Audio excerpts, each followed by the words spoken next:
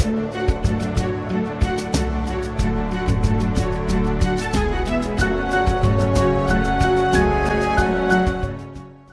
sommes dans Matthieu chapitre 18, Matthieu 16, pardon. Jésus étant arrivé dans le territoire de Césarée de Philippe, demanda à ses disciples, « Qui suis-je au dire des hommes, moi, le Fils de l'homme ?» Ils lui répondirent, « Les uns disent que tu es Jean-Baptiste, les autres Élie, et les autres Jérémie, ou l'un des prophètes. » Il leur dit, « Et vous, qui dites-vous que je suis ?» Simon Pierre répondit et dit, « Tu es le Christ, le Fils du Dieu vivant. » Et Jésus lui répondit et dit, « Tu es béni, Simon, fils de Jonas. Tu es béni, Simon, fils de Jonas. » Amen. Car ce ne sont pas la chair et le sang qui t'ont révélé cela, mais mon Père qui est dans les lieux célestes. Waouh. Waouh.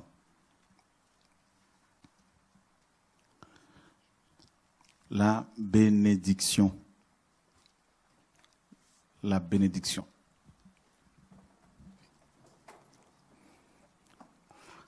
On entend souvent parler de la bénédiction. Les églises nous parlent de la bénédiction.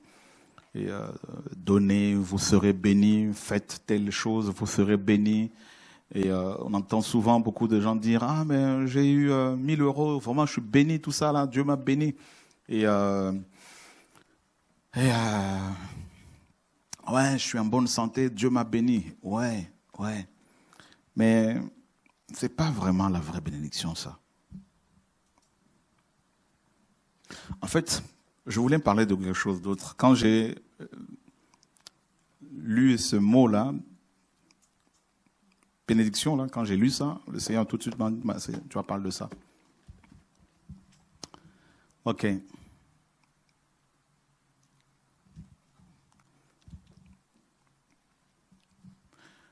Le Seigneur, dans Deutéronome 28, c'est le passage par excellence concernant la bénédiction. Et le chapitre par excellence concernant la bénédiction. Et le chapitre 29 de Deutéronome parle de la malédiction. On connaît cela. D'accord ? Et alors, le Seigneur, depuis quelque temps, me fait écrire un livre sur la bénédiction selon Dieu. Et comme je disais tout à l'heure, on entend beaucoup de gens parler de la bénédiction. Ah, j'ai eu mon examen, vraiment Dieu m'a béni. Ah, j'ai eu un travail, Dieu m'a béni. J'ai eu un enfant, Dieu m'a béni. Et les femmes ou les hommes qui ne peuvent pas engendrer, concevoir, se sentent condamnés. Même ceux qui se disent chrétiens, ils se disent, nous, on n'est pas bénis. Vous voyez ? Donc, il y a beaucoup de condamnation. Pourquoi ? Parce que beaucoup de gens se sentent condamnés parmi les chrétiens. Parce que ils n'ont pas compris, on n'a pas vraiment compris ce que c'est la bénédiction. Selon Dieu, j'entends par là. Bien sûr, bénir, c'est libérer des paroles, c'est prononcer un certain nombre de choses, des paroles sur la vie de la personne. Mais celui qui a prononcé le premier des bénédictions, bien sûr, c'est Dieu. D'accord ? Et nous sommes dans Genèse chapitre 1er, le verset 28. Si quelqu'un peut nous lire ce passage. La bénédiction. Genèse 1, 28. Bon, personne n'a trouvé ? Ok. Sarah, tu vas nous faire la lecture à chaque fois. C'est bon ? Parfait. Je t'embauche gratuitement. Dieu les bénit et leur dit, soyez féconds, multipliez, remplissez la terre et assujettissez-la. Ok. Vous savez, nous allons parler de la bénédiction. Donc, le Seigneur pose la question, comme on l'a vu à ses disciples. Qu'est-ce que les gens disent de moi ? Bien sûr, ils se mettent à répondre naturellement. Il y en a qui disent que tu es Jean-Baptiste, qui était certainement déjà mort, décapité. D'autres, et Jérémie, ou Élie, ou l'un des prophètes. Et vous alors? Et vous? Personne n'avait la réponse. Personne. Parce que même Pierre qui a donné cette réponse-là, qui a répondu correctement, il a reçu une révélation. Donc, l'église que le Seigneur a bâtie est basée sur cette révélation. Voilà. Et quand Pierre reçoit la révélation, donc la réponse, tu es le Fils de Dieu, le Messie. Il dit, le Seigneur, tu es béni. Et moi, je te dis que tu es Pierre et que sur ce roc, je bâtirai mon ecclésia. Donc, l'église du Seigneur est composée des hommes et des femmes qui reçoivent la révélation de Dieu. Et parce qu'ils reçoivent cette révélation concernant Jésus-Christ, ils sont naturellement bénis. Amen.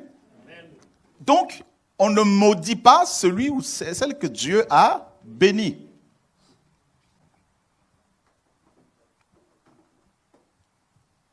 Voilà. Et cette bénédiction-là n'a rien à voir avec le fait d'avoir une voiture, une maison, un travail, même des enfants. Ce n'est pas d'abord ça. La bénédiction dont il est question ici, c'est la révélation de Dieu.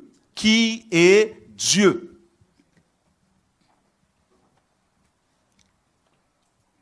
Dieu dit dans Jérémie que le sage ne se glorifie pas de sa sagesse. N'est-ce pas? Que le riche ne se glorifie pas de sa richesse. Que celui qui veut se glorifier comment? Se glorifie d'avoir de la sagesse et de me connaître. Amen. Nous sommes dans Jérémie chapitre 9, verset 23. Je vais le lire comme je suis dessus. Ainsi parle Yahweh, que le sage ne se glorifie pas de sa sagesse, et que le fort ne se glorifie pas de sa force, et que le riche ne se glorifie pas de sa richesse, mais que celui qui veut se glorifie d'avoir de l'intelligence et de me connaître, car je suis Yahweh qui fait miséricorde, droit et justice sur la terre, car je prends plaisir en ces choses-là, dit Yahweh. Waouh! Ça, c'est un passage qu'il faut retenir. C'est un des passages que j'ai retenu quelques temps après ma conversion. Un des premiers passages. Que le sage ne se glorifie pas de sa sagesse. Non. Vous vous rendez compte? On peut se glorifier de la connaissance que l'on a par rapport aux choses de ce monde, de l'intelligence, de ses diplômes. Il dit non. Que le riche ne se glorifie pas de sa richesse. Mais pourtant, on va dire, mais il est riche, il est béni. Dieu dit non, il ne faut pas se glorifier à cause de ça. Donc, l'évangile ne doit pas être basé sur la richesse de ce monde. Non. Non. Que le fort ne se glorifie pas de sa force. Donc, la force ici, là, ça peut être la force d'engendrer, de concevoir, de donner naissance. La force, n'est-ce pas, de faire des choses, de la santé même. La santé. Force physique. La vigueur. Non, Dieu dit non, justement, c'est pas ça. Non. Parce qu'il y a des gens qui ne sont pas forts, qui sont malades, qui sont bénis parce qu'ils sont chrétiens. Il y en a qui sont alités et qui sont chrétiens, ils sont bénis parce que Dieu est avec eux, parce qu'ils savent qui est Dieu. Voyez? Et le diable est venu et il a détourné les humains de la vraie bénédiction. Et on va nous bassiner sur l'argent, parle d'argent, machin, tout ça, il faut payer ci, il faut payer ça, vous comprenez, il faut être régulier aux réunions d'église pour être béni, il faut être fidèle au pasteur, fidèle aux réunions. Il y a tellement de choses qu'on a rajoutées, on nous a tellement rempli de fausseté, de fausses informations que beaucoup de gens se disent, ben oui, mais on n'est pas béni, donc Dieu ne nous aime pas. J'ai pas eu telle chose, j'ai pas telle chose, donc Dieu ne m'aime pas, parce qu'il aime plus les autres que moi, voilà. Ah ouais, c'est grave. Tu es béni, Simon, fils de Jonas, tu es béni. Voilà, tu es béni, parce que ce ne sont pas la chair et le sang, c'est-à-dire ce ne sont pas les écoles rabbiniques, ce ne sont pas les écoles théologiques, ce ne sont pas les écoles philosophiques qui t'ont donné cette lumière-là, cette connaissance-là. Voilà. Donc la bénédiction, c'est le fait de savoir qui est Jésus. Il y en a qui me diront, bah oui, mais moi j'entends parler de Jésus, je sais qui est Jésus, c'est mon Seigneur, tout ça. Bah oui, mais est-ce que tu le connais? Je dirais plutôt, est-ce qu'il te connaît? Parce que le Seigneur dit, il y a des eunuques qui sont, n'est-ce pas, eunuques depuis le ventre de leur mère. Et il y en a, ils sont eunuques parce qu'ils se sont littéralement castrés eux-mêmes. Il y en a qui sont eunuques parce qu'ils ont été castrés par les hommes. Donc, la bénédiction, c'est quand Dieu vient te voir, quand il se révèle à toi, je dis, de manière personnelle. Personnelle. Et Dieu, dans Genèse, comme on l'a lu, en 28, après avoir créé l'homme et la femme, on nous dit que Yahweh les bénit. Yahweh les bénit. Yahweh les bénit.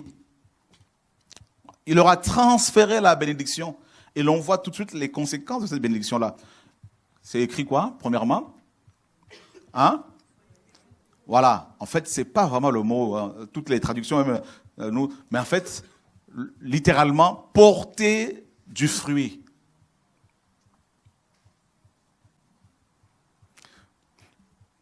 Voyez? Porter du fruit. Et c'est ce qu'on a mis dans la nouvelle version. C'est plus que soyez féconds, là. Parce que soyez féconds, là, on limite ça à la conception, à des grossesses. Vous vous rendez compte? Donc, du coup, les femmes chrétiennes qui sont déclarées stériles se disent, Dieu ne nous aime pas. Vous allez me dire, mais oui, mais les enfants, c'est aussi des fruits. Mais ouais, mais ici, nous parlons d'autres fruits, là, d'abord. Là.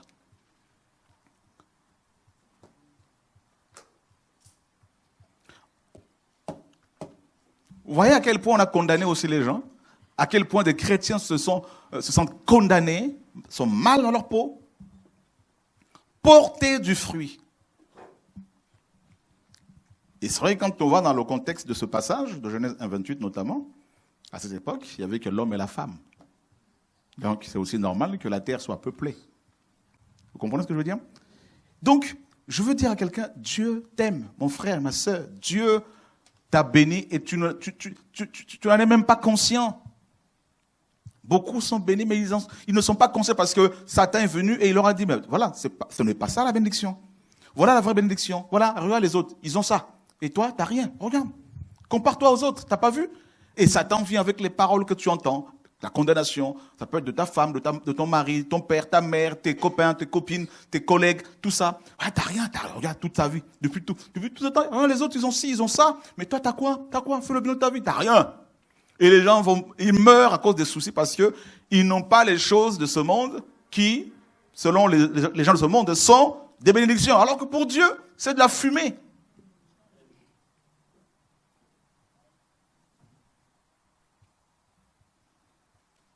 Dieu les bénit. Et il leur dit, portez du fruit. Et Jésus, oui, on comprend bien. Hein?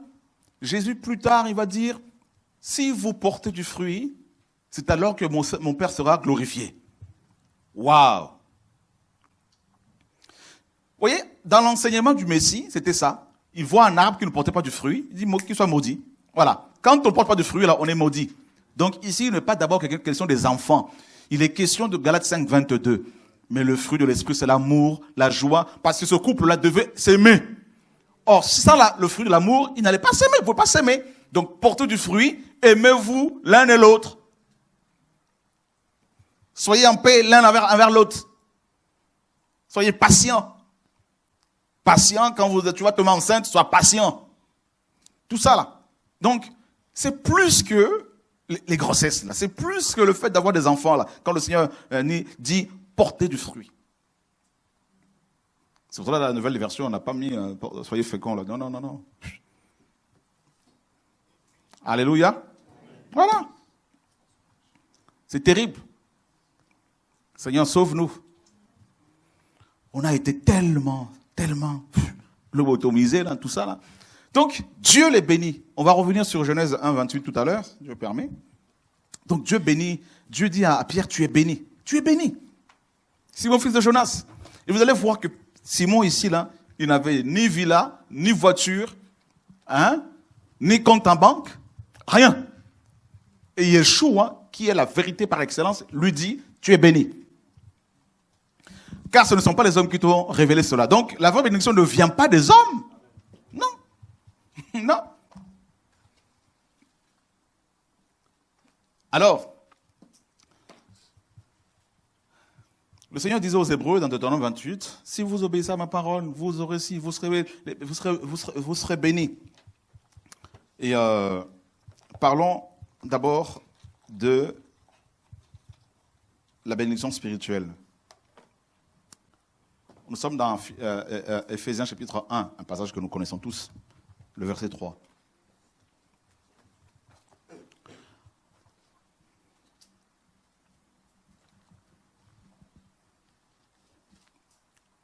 Éphésiens 1, 3, c'est bon? Tu y es?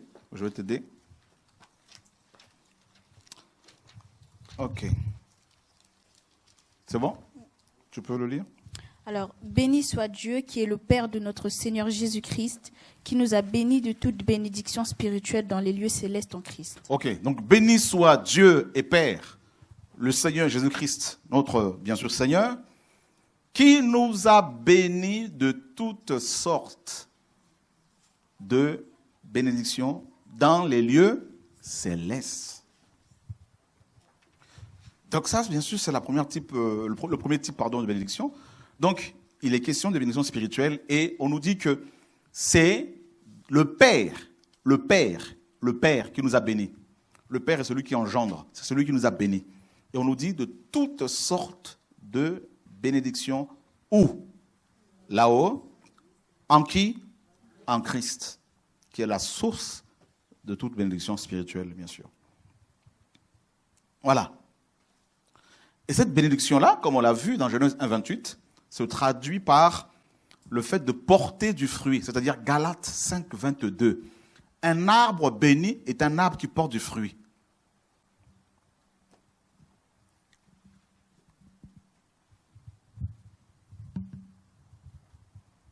Amen. Donc, il est d'abord question de cette bénédiction-là. Et quand on regarde, en fait,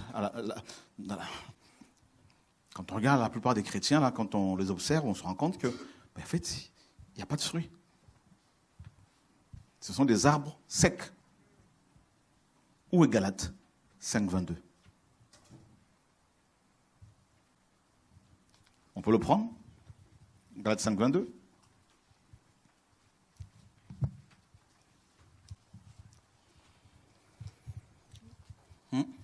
Alors, mais le fruit de l'esprit, c'est la charité, la joie, la paix, la patience, la bonté, la bienveillance, la foi, la douceur, le contrôle de soi. Ok. Bon. Tu peux énumérer cela doucement. Premièrement, il y a quoi? La charité. La charité. Donc, la joie. C'est-à-dire agapé. Ensuite, il y a la joie. La paix. La paix. La patience. La patience. Patience ou persévérance. Alors, la bonté. La bonté. La bienveillance. La bienveillance.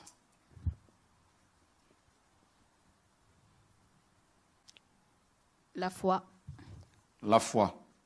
La foi et quoi d'autre? La douceur et le contrôle de soi. La douceur et le contrôle de soi. Le contrôle.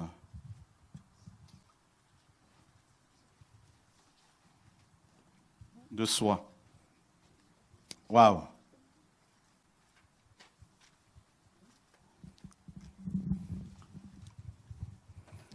Voilà la bénédiction que Dieu nous donne. Et mais tous ces fruits-là, il y en a plus que ça, hein, parce qu'on ne va pas s'arrêter seulement sur la sanctification, tout ça là, on fait tous les fruits. Et donc quand on voit ce fruit, en fait les fruits sont quoi? Les fruits sont les conséquences de quelque chose, à votre avis, ils sont les conséquences de quoi? De la vie. Tout simplement. Voilà.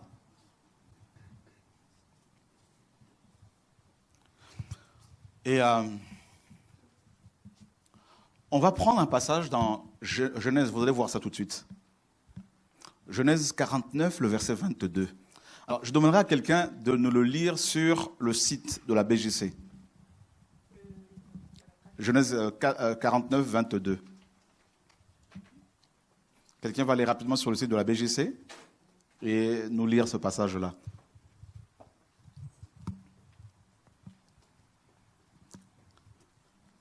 Et vous voyez, donc les fruits sont les signes de la bénédiction. Et ces fruits, toujours, sont aussi les conséquences, les résultats de la vie.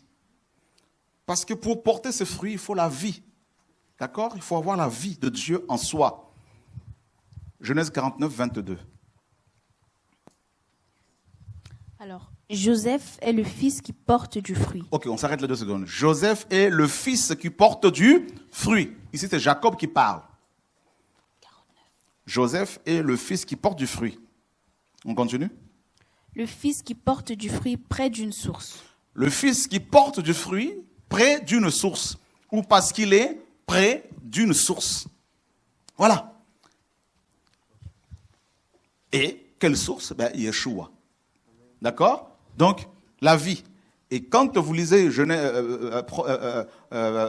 Psaume chapitre 1er, par exemple, on nous dit que celui qui médite la parole du Seigneur nuit et jour est comme un arbre planté où? Près d'un courant d'eau, et il porte du fruit. Chaque saison, chaque saison. Et regardez l'Apocalypse 22. Il y a un arbre là-bas qui est, n'est-ce pas,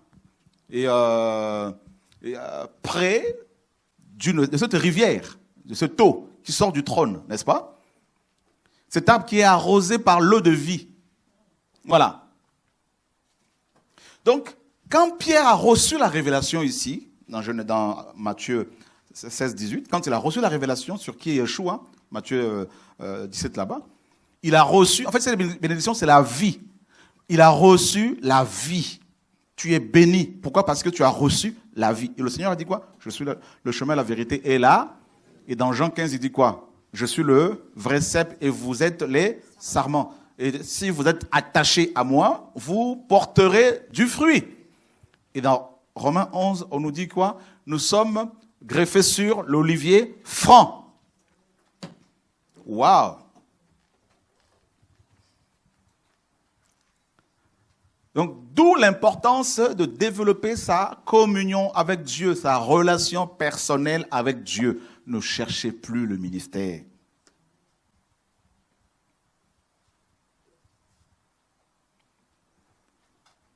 Ah non, mais c'est quoi mon appel? Vous en êtes encore à ce niveau-là, là? Ah. Que rien ne vous perturbe, que rien ne perturbe votre relation avec le Seigneur. Rien. Ni personne.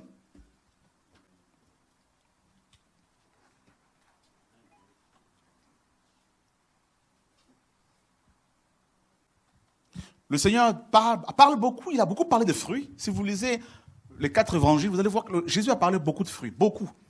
Le royaume des cieux, le royaume de Dieu est semblable à un homme qui a un semeur, voyez, qui plantait, voilà. Et puis un arbre, le seul terrain qui soit fertile, qui est fertile, qui est béni, apporte du fruit, 30, 60 et 100. Waouh! Il dit, le royaume est comme un grain de sénévé qu'un homme a pris, a jeté, a semé, tout ça, et puis qui dorme, eh bien, ça pousse, ça pousse. Il dit, le royaume est comme quelqu'un qui a planté de la bonne semence dans son royaume. Voilà. Donc, il n'a pas cessé. En fait, Jésus est venu nous parler des fruits. Et Jean dit quoi dans Matthieu 3,11? Il dit déjà la cognée est mise sur la racine. Sous la racine des arbres. Tout arbre qui ne produit pas de fruits sera coupé. Ah oui. nous parlons d'abord des fruits de l'esprit, des fruits spirituels, dont Paul parle ici, comme dans Romains 6, il parle de la sanctification comme fruit, Et ce fruit-là, on le voit presque plus dans les assemblées. Nos assemblées sont devenues des lieux de massacre. Même les associations des chrétiens, soi-disant, quand ils se mangent entre eux. Vous savez pourquoi? Les ambitions. Il y a trop d'ambition personnelle. Il y a un manque de charité, d'amour désintéressé. Dans 1 Jean 4:8, on nous dit que Dieu est charité, Dieu est amour. Celui qui n'aime pas n'a pas connu Dieu, car Dieu est amour. Charité, c'est amour désintéressé, transcendantal. Voilà.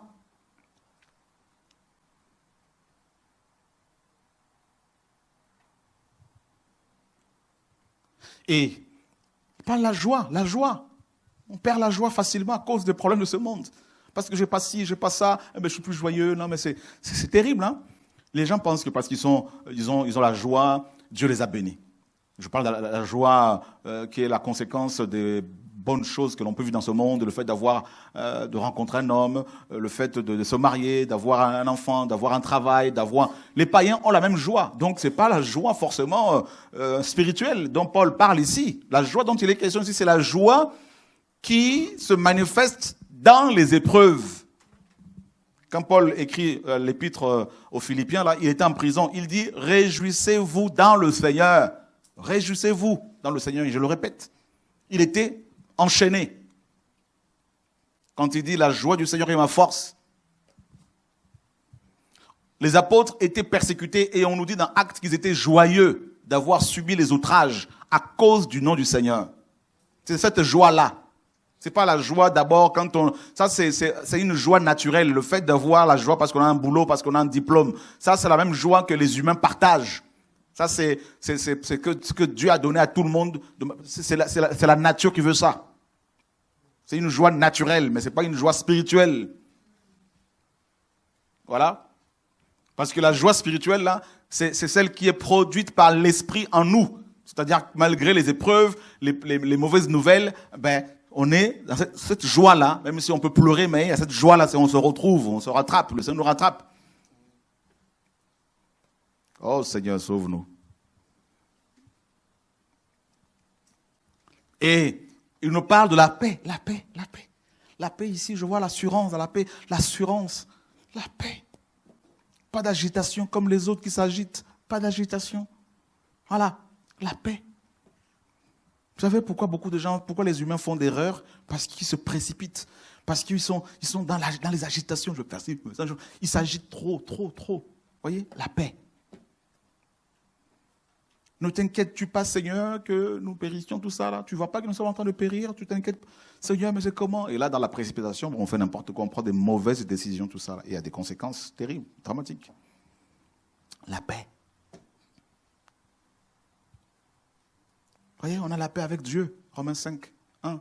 La paix du cœur, la paix avec les uns les autres, ceux et celles qui procurent la paix. La paix.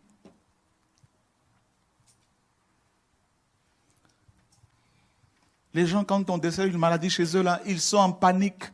Ils sont en panique, même parce que quand ils voient la mort, ils sont en panique. Je dis, mais attendez, mais vous dites avoir la vie éternelle, mais en même temps, quand on vous annonce la mort, vous êtes en panique. Seigneur, sauve-nous. Il y a un problème là. En fait, on se rend compte que beaucoup ne sont pas convertis. Ce sont des adhérents. Seigneur, aide-nous.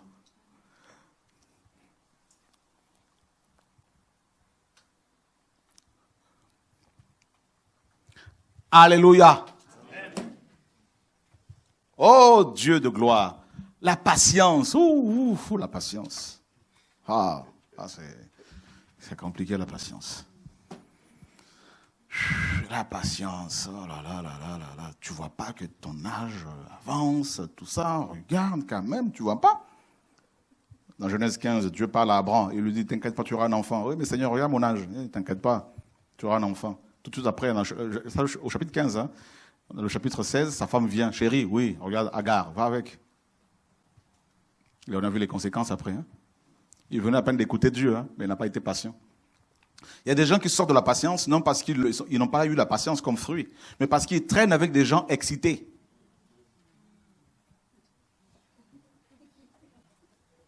Tu finisses par les exciter, les contaminer. Vas-y, va là-bas, cours là-bas, va là-bas, teste ça, teste ici, teste ça. Et à force d'entendre ça, tu finis par dire, bon, je vais essayer.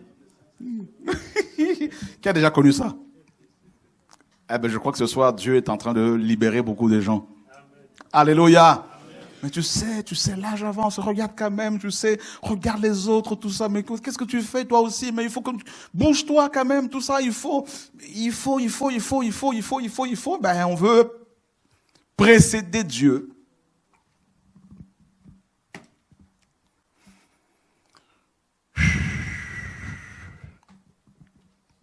On saute les étapes par manque de patience. Voilà.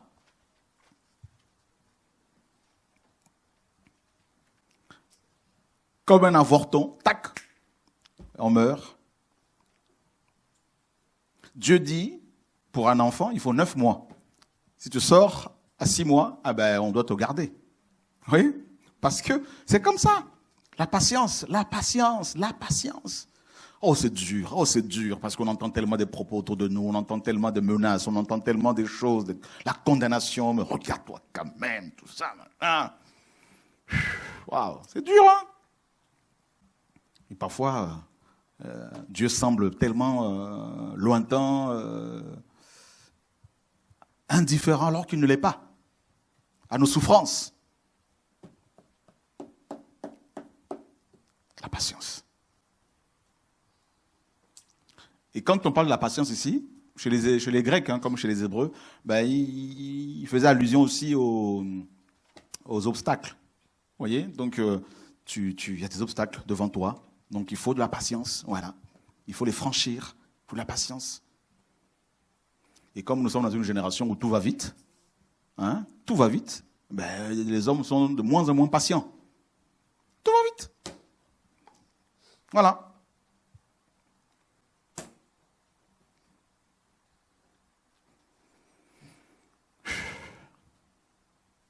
Il faut du dopage, les gens se dopent, tout ça là, parce qu'il faut suivre, Mark Drive, le prêt-à-porter, tout ça, donc il n'y a plus trop le temps de faire les choses calmement, tout ça, parce que cette génération veut ça.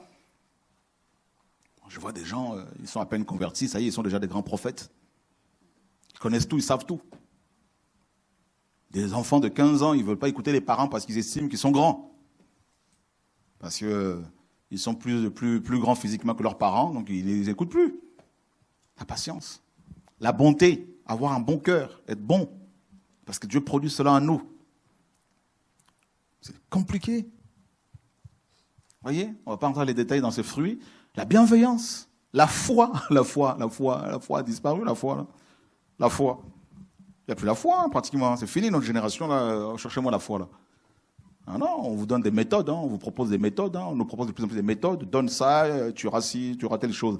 Tu fais ça, tu auras... Comme à la loterie, voilà. Dieu devient une loterie. Vous voyez, il y a des méthodes. Tu donnes 100, tu auras 1000, tu vas voir. Tu fais une offrande prophétique, action de grâce, tu vas voir, ça va déclencher la bénédiction du Seigneur. Ah bon? Quand le Seigneur a dit tout est accompli, tu étais où? Il y a quelque chose qui ne va pas là. Vous voyez? La foi. Oui, mais comment on va faire tout ça? Comment on va faire? Mais comment ça, non? Comment on va faire là? Voilà, la foi. Dieu t'a parlé, la foi. Voilà. La douceur. Oh, la douceur.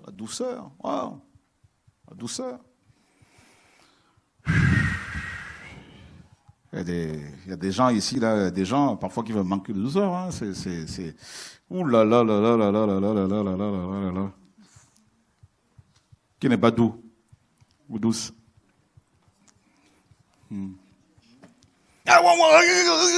Oula, c'est une femme qui parle comme ça. Oui, c'est une femme. Oh là là là là là.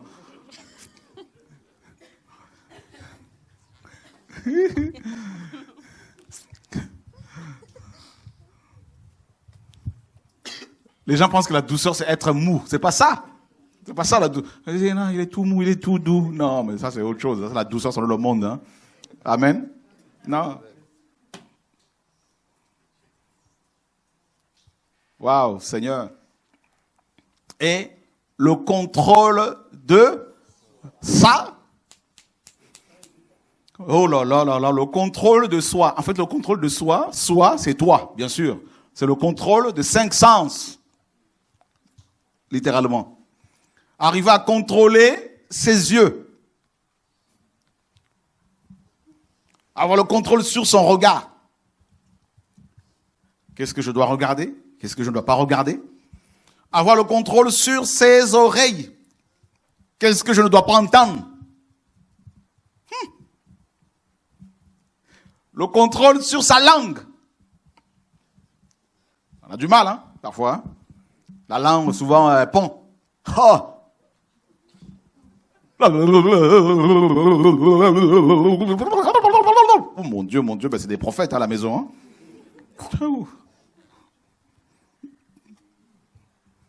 Et regardez comment ces femmes, comment ces hommes parlent à leurs enfants à la maison. Oula, maman, calme-toi, maman. Calme-toi, papa, calme-toi, calme-toi. Chérie, calme-toi. Qui a un problème avec ça? Et pas honte, hein? La langue, levez les mains. Gloire à Dieu.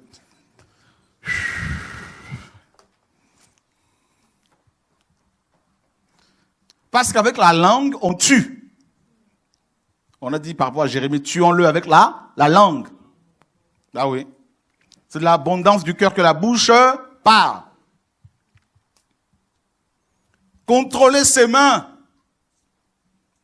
pour ne pas toucher n'importe quoi.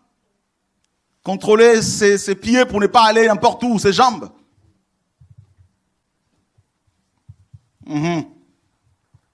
Qui croit que Dieu lui parle ce soir un peu, un tout petit peu?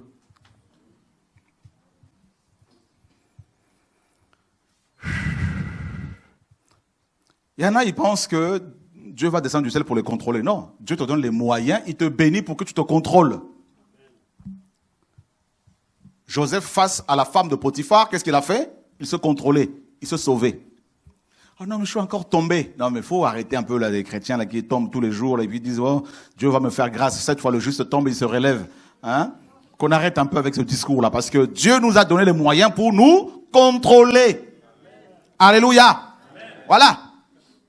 On accuse parfois à tort le diable. C'est le diable qui m'a attaqué. Je les attaque en ce moment-là, c'est compliqué. Les pensées impures qui viennent à l'esprit, là, tu peux les gérer.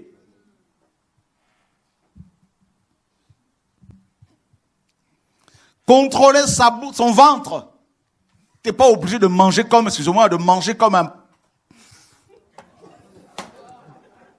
Voilà. Tu manges mal, tu tombes malade et puis tu vas chercher la prière. Le sucre, c'est toi. Vous avez des gens qui ont plus de 40 ans déjà, mais ils boivent du coca comme de l'eau. Après, on dit diabète, on dit non, c'est une attaque. Je veux chercher l'homme de Dieu pour faire une prière spéciale. Il n'y a pas une réunion de réveil en ce moment-là? Nous ne sommes pas vos soigneurs. Alléluia. Dieu dit aux enfants d'Israël, il leur a donné des instructions sur l'alimentation. C'est important parce qu'il veille sur nous. Il veille sur nous. Il veut que nous soyons en bonne santé. Vous mangez trop gras, trop salé, trop sucré. Vous buvez le coca comme de l'eau. Coca matin, midi, coca, tout ça, Fanta, Diabolo, je sais pas quoi, là, la boisson là, sucrée, là, tout ça, beaucoup de produits chimiques, tout ça, là. On boit. Qui boit beaucoup sucré ici, là? Levez les mains un peu, là.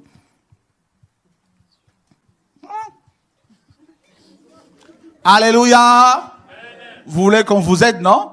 Oui. Bah oui, la bénédiction. Amen. Qui comprend la bénédiction autrement, là? Seigneur, sauve-nous.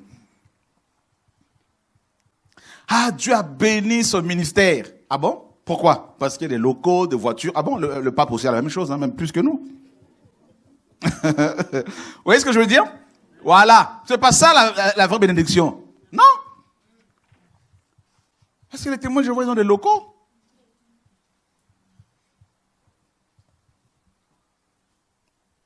Mais il leur manque la véritable bénédiction, la révélation de Jésus. Qui est Jésus? Voilà. Vous voyez hein, comment Satan nous a eu? Ah bah oui. Le contrôle de soi. On te prête, on te donne l'argent. Comment tu peux gérer ça là? Il y a des gens, ils ne tiennent pas face à l'argent. Ils ne tiennent pas. Face à la nourriture, ils ne tiennent pas. Ils mangent toutes les heures. Qui est comme ça ici? Levez les mains. Je vous dis, hein. Ils grignotent, jusqu'à ce qu'ils se couchent. Ils se réveillent la nuit pour aller au petit coin. Ils font un tour dans la cuisine. Ils grignotent encore tout ça là. Il y a des gens comme ça ici. Levez les mains s'il vous plaît. Gloire à Dieu. Merci, Dieu vous a vu.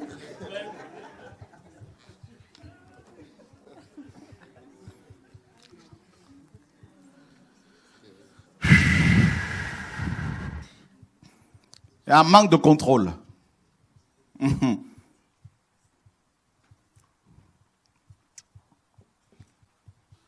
Pourtant, vous allez voir souvent, c'est des gens il y en a qui vont prophétiser. Hein. On dit non, qu'est-ce qui leur arrive là? Ils ont le Saint-Esprit. Mais on reconnaît quelqu'un qui a l'esprit par ses fruits d'abord. Vous voyez, non? Parce que le parler en langue, Satan parle en langue. Les démons, les sorciers, les satanistes, tout ça, prophétise pareil. Mais il leur manque ça. Et le Seigneur a dit quoi? On reconnaît un arbre, voilà, à ses fruits, ou par ses fruits. Ben voilà, nous sommes les arbres du ciel céleste. Ben, on nous reconnaît par les fruits de l'esprit. L'amour, la joie, la sanctification, la sainteté, tout ça, la simplicité, tout ça là, tous ces fruits. C'est ça, la vraie bénédiction. Voilà. C'est ce qu'on ne va pas retrouver. On ne retrouve pas ça dans le monde. Les gens dans le monde n'ont pas la paix. Regardez bien les riches.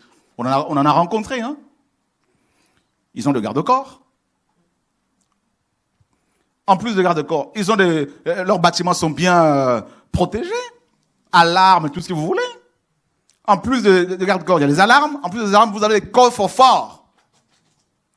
Vous voyez, non? Toi qui es chrétien, qui n'a pratiquement rien par rapport aux choses de ce monde, tu es en paix. Dans la paix, tu dors tranquillement. Mais eux, là, qui ont la richesse, ils ne dorment plus. Parce qu'ils vont se réveiller, ils vont vérifier leur coffre-fort, là. Vous voyez ce que je veux dire? Donc, plus t'as l'argent, plus t'as des problèmes. Et moins tu dors. Parce que même les gardes-corps, là, tu vas pas leur faire confiance. Parce qu'ils peuvent te rouler. La femme que tu vas épouser, tu vas te dire, non, on va faire un contrat de mariage. Parce que tu te dis, si on ne fait pas de contrat, hein, je veux me faire rouler. Allez voir les stars, là, les riches, là. Ils font des contrats. Où est l'amour? C'est-à-dire, ils vont aimer ils regardent avec un œil, l'autre là. Vous voyez? Pour vous dire que, frères et sœurs, l'argent apporte souvent des problèmes. Je vous dis la vérité. Une femme qui commence à avoir de l'argent, si elle ne fait pas attention, elle peut virer son mari. Où est la bénédiction là, ça? Vous n'en connaissez pas des couples là qui sont cassés parce qu'il y a eu l'argent? Même ici, là, s'il y a l'argent, je crois qu'il y a des couples qui vont... On se connaît, hein? Ah bah oui. Et des femmes qui vont commencer à se dire, non, mais cet homme-là, en fait, n'était pas le mien. Tout ça, là. Je vous dis. On a beaucoup de couples, des parents dont les enfants sont footballeurs. On a vu dès qu'il y a un contrat, là, un gros contrat. Ah, ça y est! La femme commence à boire et ça c'est fini. On entend sur Facebook, avec des petits garçons, tout ça. L'homme, plein, mais je vous assure. C'est le cas, non? Voilà. Voilà, c'est mon fils. Voilà. La maman dit, c'est mon fils. Et papa dit, c'est mon fils aussi. Maintenant, ils se partagent l'enfant, là. Voilà. Et demain, on entend sorcellerie, l'enfant, tac, hein, il cogne sur une pierre, là, et puis tac, le pied, c'est fini le foot. Voilà. L'argent. Et on dit, c'est ça la bénédiction.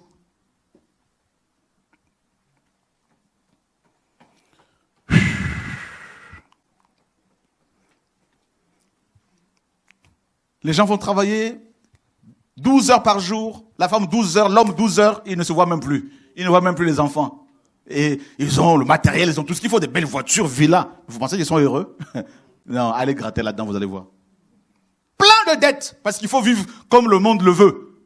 Voilà, il faut qu'ils aient ça, il faut qu'ils aient ça, il faut qu'ils aient ça, le matériel. Et Satan va dans les églises et il leur dit, hein, les églises, oui, prêchez ce message sur la prospérité financière, sur le matériel, prêchez ça. Mais la vraie bénédiction, ça là, rien.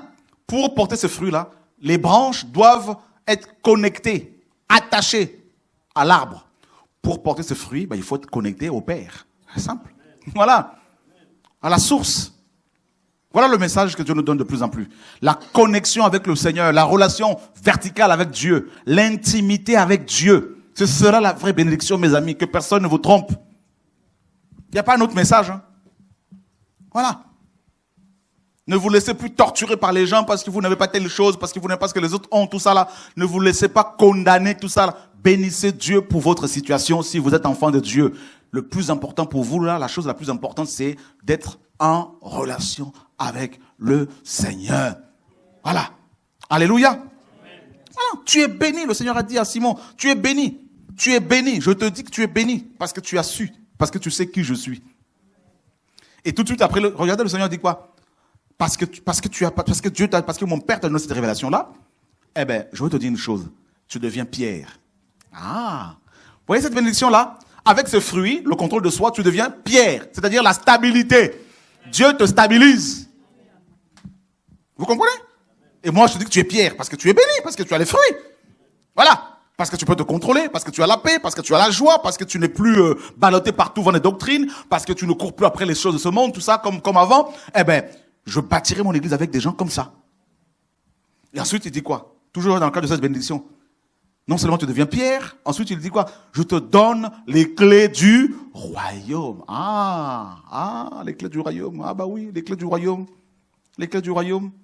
C'est pour quoi faire? Ah ben pour fermer, pour ouvrir. Voilà. C'est-à-dire l'autorité du royaume, l'autorité royale. Dieu te donne les moyens pour, n'est-ce pas, gérer des choses, pour pouvoir contrôler ta chair. Le royaume que tu es dans le royaume, tu es roi, et tu as reçu l'autorité pour dire à ta chair, non, tu ne fais pas ça. Tu as reçu l'autorité pour dire aux puissances occultes, non. Regardez, les clés du royaume. Il y en a plein. Hein. Il parle au pluriel. On nous parle de la... Le Seigneur dit aux pharisiens, il dit, vous avez enlevé la clé de la science. C'est vrai, non? C'est écrit, non? Voilà. Donc, parmi les clés du royaume, vous avez... Donc, les clés du royaume, ça fait partie de la bénédiction. Hein. Vous voyez, non? Donc, ça, c'est toujours la bénédiction spirituelle. Vous avez d'abord les fruits. Vous avez la stabilité, donc nous sommes des pierres. D'accord? La vraie bénédiction. Donc, à part cette colonne, vous avez une autre colonne ici. Donc, nous sommes des pierres. Nous avons les clés. Les clés du royaume. Et parmi ces clés, vous avez la clé qui ouvre la connaissance, qui permet à ce que les gens aient la connaissance. Voyez? La connaissance. La connaissance.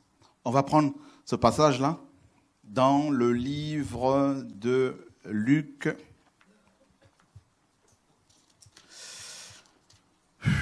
Merci Seigneur. Luc chapitre 11, verset 52. On nous a trop menti sur la bénédiction là. Quand vous entendez bénédiction, ah non mais je passe telle chose. Alors je vais chercher un homme de Dieu, je vais lui donner de l'argent et je serai béni. Ah non, arrêtez-moi toutes ces choses là. Arrêtez-moi toutes ces choses. Luc 11, 52, tu peux? Malheur à vous, docteurs de la loi, parce que vous avez enlevé la clé de la connaissance. Vous n'êtes pas entrés vous-même et vous avez empêché ceux qui entraient. Waouh! Donc parmi les clés du royaume, nous avons la clé de la connaissance. Ça veut dire quoi? Voyons, on revient encore à ce que le Seigneur disait à Pierre. Tu es béni. Pourquoi? Parce que tu sais qui je suis. Parce que tu as reçu la connaissance sur moi, de moi. Ah! Donc les clés du royaume, c'est la clé. Parmi les clés du royaume, il y a les clés de la connaissance, la clé de la connaissance. Donc l'Église a reçu, les vrais chrétiens, le mandat de communiquer la connaissance aux hommes de ce monde. Waouh! De transmettre la connaissance. Quelle connaissance? La connaissance, selon Dieu, a deux facettes. Deux aspects. Le premier aspect, c'est la connaissance de Dieu. Qui est Dieu? Et nous avons reçu la mission, le mandat, la clé, nous l'Église, pour répondre à cette question-là. Quand les hommes de ce monde se posent la question, qui est Dieu? Où est Dieu? Qu'est-ce que Dieu fait? Dieu existe-t-il? Donc, toute cette le premier aspect de la connaissance, selon Dieu, révèle Dieu, apporte l'illumination aux hommes. Voyez?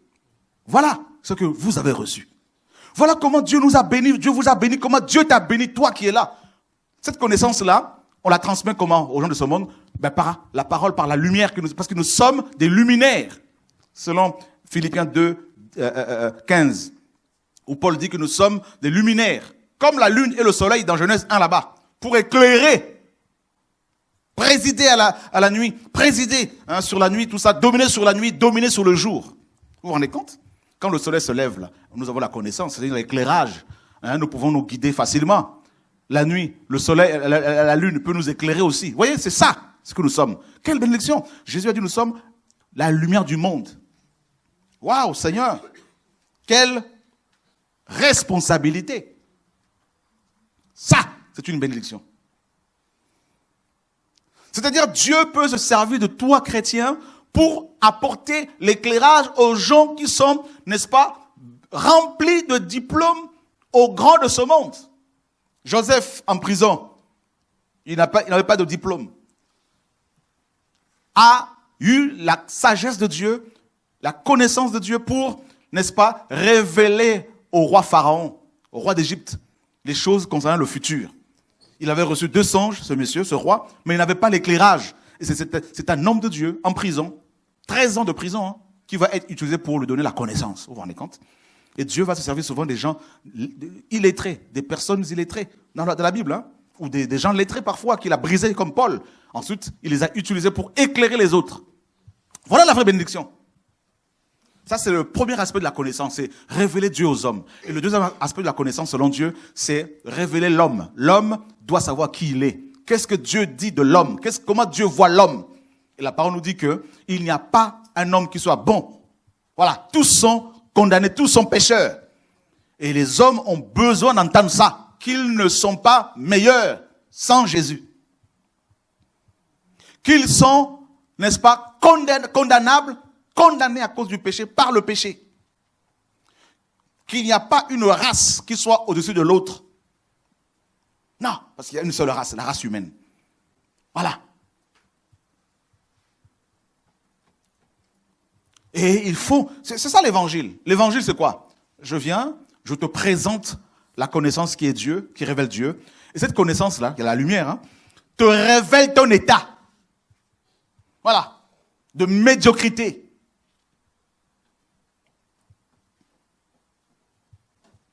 Donc, il faut la conversion, il faut la repentance.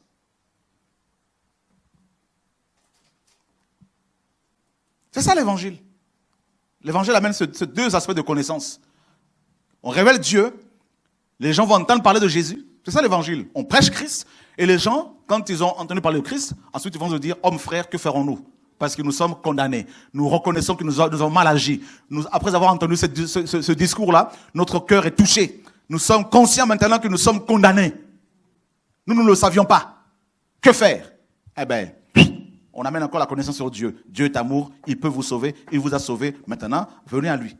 Voilà la connaissance. Et le Seigneur disait aux pharisiens, mais vous avez, n'est-ce pas, enlevé la clé de la connaissance. Donc, c'est une bénédiction quand le Seigneur dit aux apôtres, notamment à Pierre, je te donne les clés du royaume. Et dans Matthieu 18, il dit quoi? Il dit, tout ce que vous lirez sur la terre. Donc, il a confié, il va étendre cette autorité sur tous les chrétiens. Tout ce que vous lirez sur la terre, là où c'est lié. Tout ce que vous délirez sur la terre, là où c'est délié. Tout ça, là. Donc, il a donné ses clés à toute l'Église. Quelle grâce! Ça, c'est une bénédiction que beaucoup de chrétiens ne comprennent pas parce qu'ils pensent que c'est seulement les pasteurs, les prédicateurs. Voilà pourquoi ils sont dans l'idolâtrie. Et là, c'est grave. Ils vont chercher à ce que des pasteurs viennent prier pour leurs enfants alors qu'ils ont reçu l'autorité de le faire.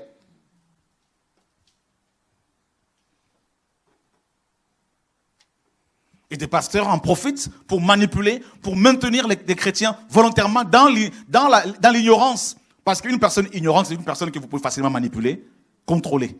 Voilà. Donc vous devez comprendre qu'entre moi et vous, nous sommes devant le Seigneur, nous sommes égaux. Il n'y a que l'appel, les responsabilités qui nous diffèrent les uns des autres, les charges. Sinon, voilà, l'autorité que Christ m'a donnée par rapport aux démons, tout ça, par rapport à certaines choses, c'est l'autorité que vous avez. Voilà. Si un démon vient vous attaquer chez vous, pendant que vous êtes chez vous, vous avez l'autorité de Christ pour le chasser au nom de Jésus-Christ de Nazareth. Donc, nul besoin de chercher un prophète. Voilà. Vous voulez prier pour votre maison, vous n'avez pas besoin d'aller chercher un pasteur pour qu'il prie pour la maison, ça vous avez compris. Faites-le vous-même. Voilà. On a reçu les clés. Et une autre clé par rapport au royaume, donc on a vu parmi les clés du royaume, il y a la clé de la connaissance. Donc, connaissance sur Dieu, sur les hommes. Ensuite, vous avez la clé de la mort et du séjour de mort. Hein, Apocalypse 1, le Seigneur l'a dit. Hein, je tiens la clé de la mort et du séjour de mort. Donc, nous avons la clé pour donc l'autorité, parce que les clés, c'est l'autorité, pour apporter la vie là où il y a la mort. Voilà. Là où il y a la mort. C'est une grâce terrible. Voilà. Et Apocalypse chapitre 9, verset 1. Donc on a vu, il y a les clés de la connaissance, hein, donc, et les clés de la mort et de Hadès, donc le séjour des morts. Ensuite, il y a la clé du puits de l'abîme. Apocalypse 9, 1. Alors, le 5e ange sonna de la trompette, et je vis une étoile qui tomba du ciel sur la terre. Et la clé du puits de l'abîme lui fut donnée. Voilà, et il va ouvrir l'abîme. Voilà. Et dans Apocalypse 21, on nous parle de cette même clé. D'accord? On peut le lire? Après cela, je vis descendre du ciel un ange qui avait la clé de l'abîme et une grande chaîne dans sa main. Voilà. Donc, vous voyez, ça, c'est une clé spéciale que Dieu a donnée à un ange pour ouvrir l'abîme. Voilà. C'est là où Satan va être enfermé pendant 1000 ans, ainsi que tous les démons. Voilà. Ça, c'est aussi un autre aspect du clé, ou des clés du royaume de Dieu. Mais c'est terrible ce que Dieu nous a donné. C'est terrible, mes amis, c'est terrible. Qui nous a dotés d'un pouvoir terrible. Voilà. Voyez? Et dans Ésaïe 22, 22, le Seigneur parle de la clé de David. Voyez? La clé de David. David, c'est le roi le plus grand chez les Juifs. Parce que c'est l'homme selon le cœur de Dieu. Et donc, c'est le royaume. Donc, nous sommes bénis. Voilà la bénédiction, mes amis. Il y a plein de choses concernant la bénédiction spirituelle, hein, plein de choses. Mais la plus grande bénédiction spirituelle, c'est Dieu lui-même, le fait d'être en relation avec Dieu. Ah, ça, c'est magnifique. Et cette relation, de cette relation découlent les fruits, découlent les clés, donc l'autorité, sur, bien sûr, les démons, sur notre propre corps, tout ça là. Voilà. Et ensuite, on peut parler de la bénédiction naturelle. Ça, Dieu l'a donné à tous les humains. Quand on voit dans Deutéronome 28, il est question aussi beaucoup de bénédictions naturelles. Il parle de terre, il parle des animaux, hein, voilà, des troupeaux. Voilà. Le fait de planter et de récolter, ça c'est une bénédiction que Dieu a donnée aux humains. Voilà. Vous voyez? Et ensuite, des hommes viennent avec l'argent monnaie, et ils disent que c'est ça aussi la bénédiction. Non, ça c'est plutôt une source de problèmes énorme. On en a besoin, oui, parce que la société actuelle est organisée comme ça, et avant c'est le troc, mais sinon, et à cause de ces bénédictions-là, des églises se brisent, des pasteurs perdent leur grâce, et des chrétiens, des mariages de chrétiens sont brisés. Pourquoi? Parce qu'ils courent l'argent. Il y a une course en l'enrichissement. Et Paul nous dit que ceux qui veulent s'enrichir tombent dans toutes sortes de pièges. Voyez? Voilà. Il dit, si nous avons la nourriture, le vêtement, cela nous suffit. Voilà. La bénédiction. Et on parlait de la joie qui se manifeste, qui fait partie de la bénédiction de Dieu, lors des épreuves notamment. Regardez quand le Seigneur dit quoi? Bénis sont ceux qui sont persécutés à cause de les... On va finir avec ça, Matthieu 5.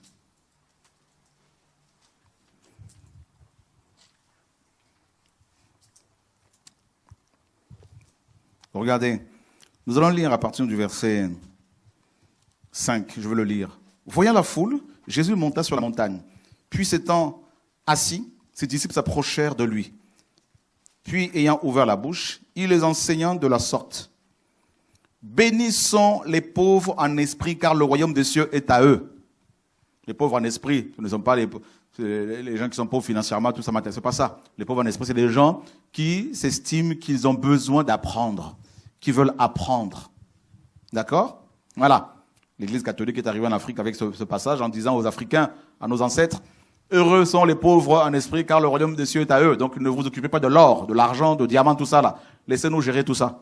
Alors qu'eux-mêmes, ils sont, le pape est dans sa papa mobile, ils sont dans un domaine somptueux, tout ça, et ils ont menti aux Africains. Enfin bref. Amen. Donc, il est question vraiment des gens qui se rendent compte de leur pauvreté spirituelle.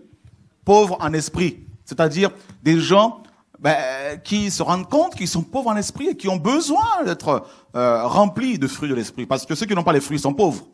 Les fruits de l'esprit. Vrai ou faux? Donc, les pauvres en esprit sont ceux qui se disent, nous avons besoin d'être enrichis des fruits de l'esprit. Par les fruits de l'esprit. Et le Seigneur dit, vous êtes heureux.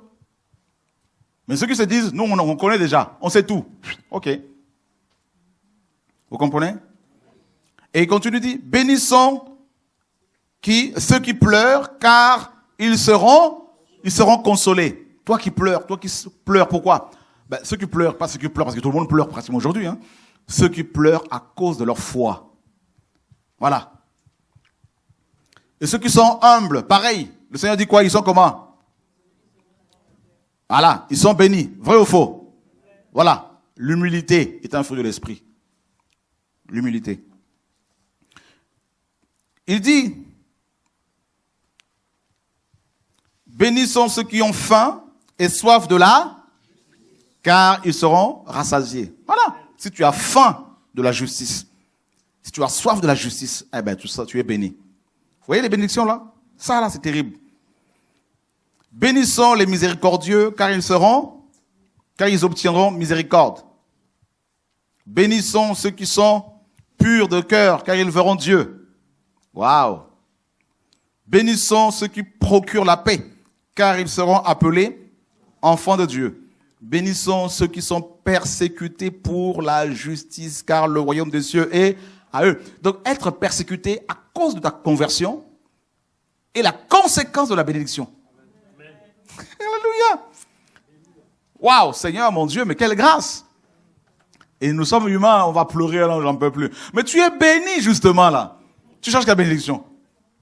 Oui, mais tout le monde m'abandonne, les gens ne me parlent plus, ma famille, tout ça. Oui, mais tu es béni, justement.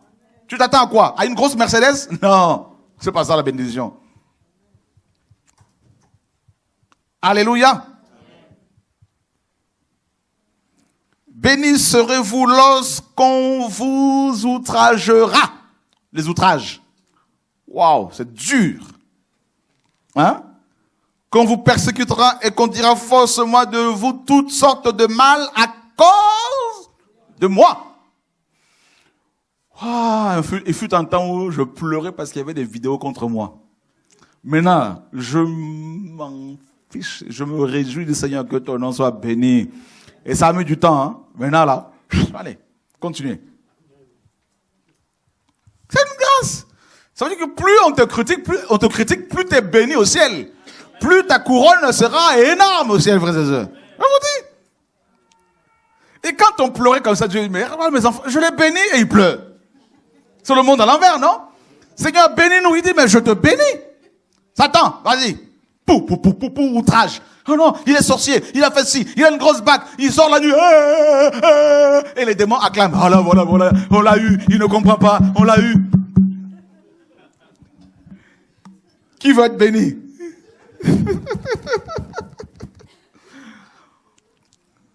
Seigneur, sauve-nous. Heureusement que Dieu est amour, parce qu'honnêtement, sur son trône, hein, il voit des choses. Hein. Il voit de ces choses, mes amis, là, oh là là, il dit, mais même les anges se disent, mais heureusement que le Créateur est vraiment patient, parce que ce serait nous, là, hein?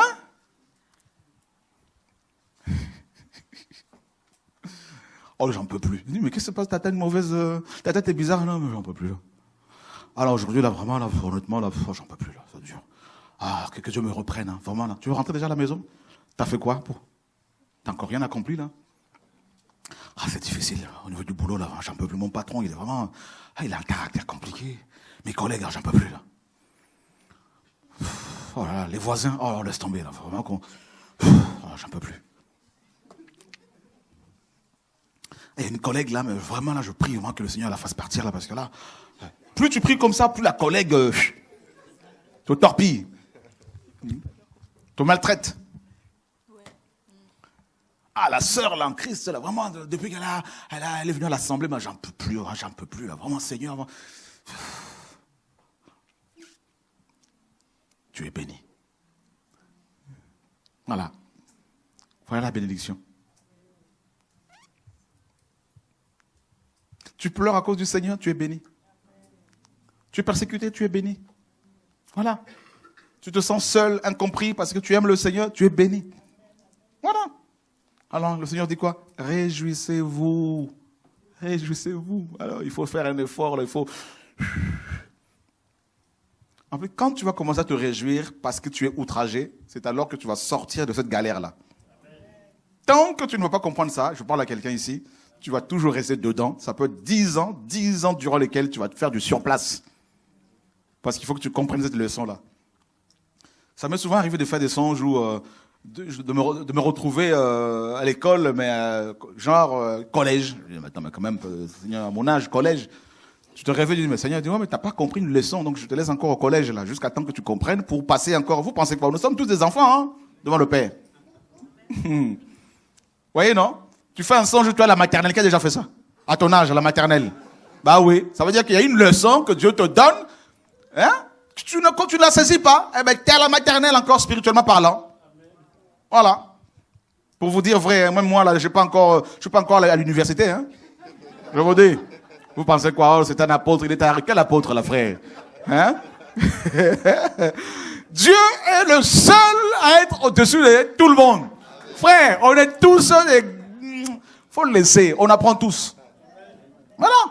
Je me réveille, Seigneur, mais c'est pas possible. Quel songe, oh, Seigneur, oh, je comprends pas, là. Je me retrouve avec des enfants à l'école. Dans ce songe, j'avais même honte. Parfois, je disais, je vais me mettre dans un coin parce que je comprends pas. Qu'est-ce que je fais? La rentrée scolaire, je suis là avec mon sac à dos, je suis là. Nous sommes sauvés par grâce. Il n'y a que Jésus qui est élevé. Et qui c'est qu'on appelait maître là? Jésus, non? Maître, docteur. C'est lui seul. Vous croyez quoi? Tout est grâce. Dis à toi, tout est grâce. Que le Seigneur soit béni, on l'acclame, alléluia, gloire à Dieu. Seigneur, merci. Voilà, mes amis, soyez fortifiés, soyez encouragés. Au nom de Yeshua, notre maître. Et voilà, mercredi prochain, si Dieu permet, il y aura aussi une autre formation comme ça. Donc vous allez appeler comme d'habitude. On veut vraiment sélectionner les gens.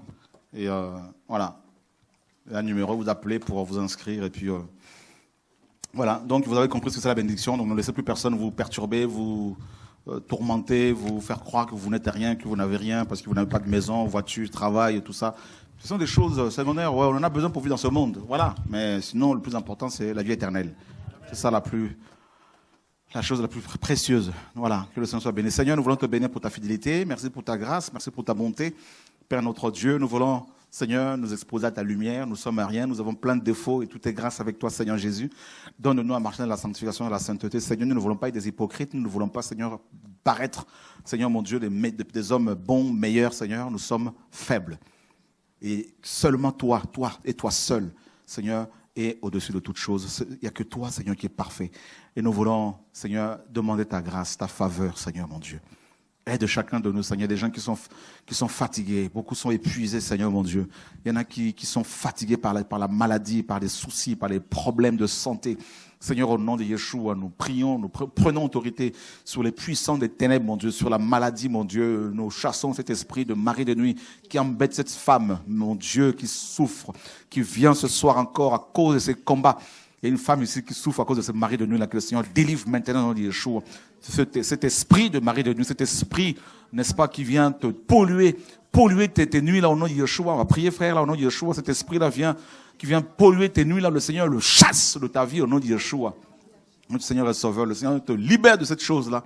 Au nom de Yeshua, alléluia, gloire à Dieu. Seigneur, merci pour ta fidélité, mon Dieu Père, au nom de Yeshua, notre Maître, notre Seigneur. Seigneur, merci pour cette personne qui a mal au dos, que tu guéris ce soir, mon Dieu Père, au nom de Yeshua. Seigneur, merci pour cette personne qui souffre, mon Dieu, pour problème de tension, que tu guéris aussi ce soir, en ton nom, Yeshua. Merci pour l'œuvre de la croix dans nos cœurs, dans nos vies. Au nom de Yeshua, notre Seigneur et Sauveur, Dieu de gloire. Merci, Père. Merci au nom de Jésus-Christ. Amen. Voilà. On a fini.